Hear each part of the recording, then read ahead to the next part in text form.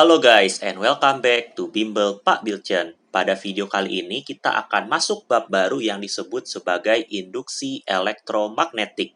Sebelum kita membahas mengenai induksi elektromagnetik, kita perlu kenal dulu guys mengenai konsep dari flux magnet. Nah, tentu kan sudah belajar konsep mengenai flux, ya. Sudah pernah dipelajari mengenai flux listrik. Konsepnya mirip guys dengan flux listrik. Sekarang kita pakai medan magnet untuk menghitung flux magnet. Jadi, apa sih flux magnet itu? Flux magnet adalah banyaknya garis medan magnet yang menembus suatu luasan secara tegak lurus. Jadi di sini saya punya luasan guys ya. Saya punya luasan yang berwarna biru, biru muda. Kemudian dia ditembusi oleh suatu garis medan magnet B yang berwarna merah. Ya.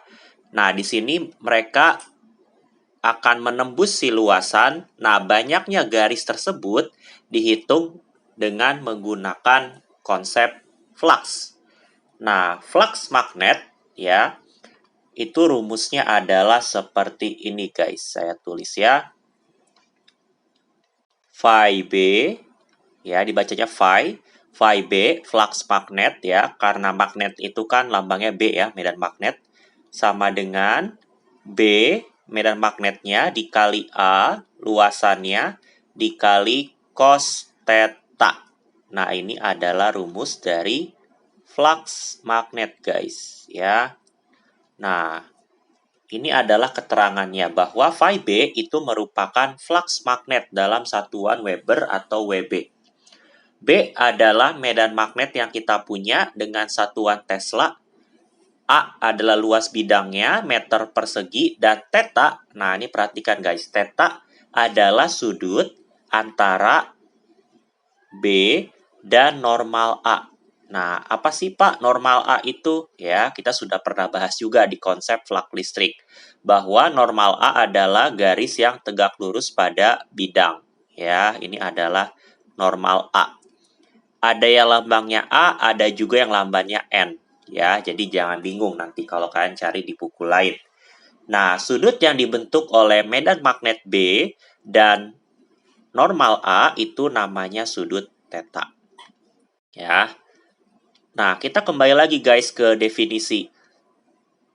Pak, di sini kan saya baca banyaknya garis medan magnet yang menembus luasan secara tegak lurus. Tapi saya tidak melihat medan magnetnya tegak lurus. Nah, di sini kita lihat guys bahwa kalau ini medan magnetnya B, dia itu punya dua komponen.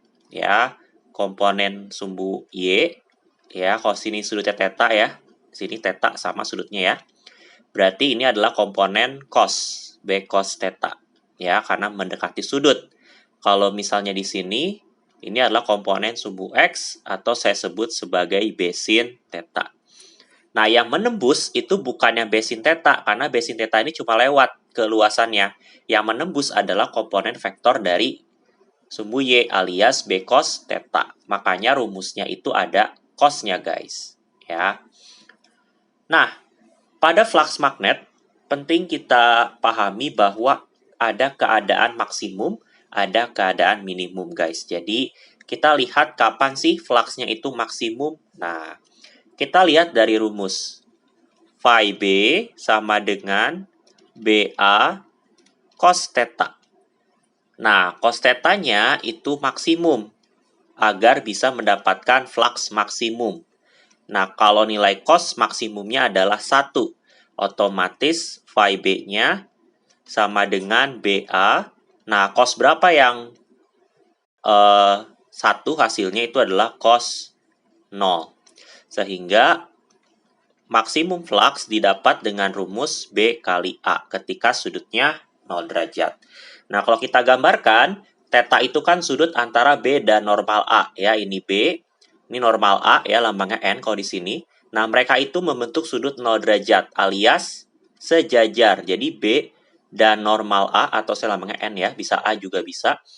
Itu membentuk sudut 0 derajat alias sejajar. Nah, kenapa sih disebut sebagai flux maksimum? Karena semua garisnya itu menembus luasan secara tegak lurus semua kalau kita lihat dari bidangnya. Semuanya tegak lurus, semuanya menembus, ya. Nah, tetapi ada keadaan ketika dia minimum, guys, atau kita sebut sebagai zero flux, ya, fluxnya 0. Nah, kapan sih fluxnya itu 0? Nah, kita perhatikan di sini ya.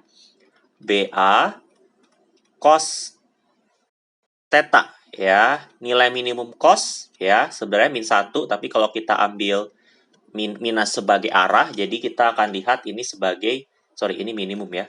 Minimumnya ini adalah 0, ya. Sebenarnya kalau secara matematika min 1, tetapi kalau kita ambil min 1, itu maka jadi beda arah aja bedanya ya, berbalik arah. Jadi kita ambil 0, sehingga flux minimumnya itu bernilai 0.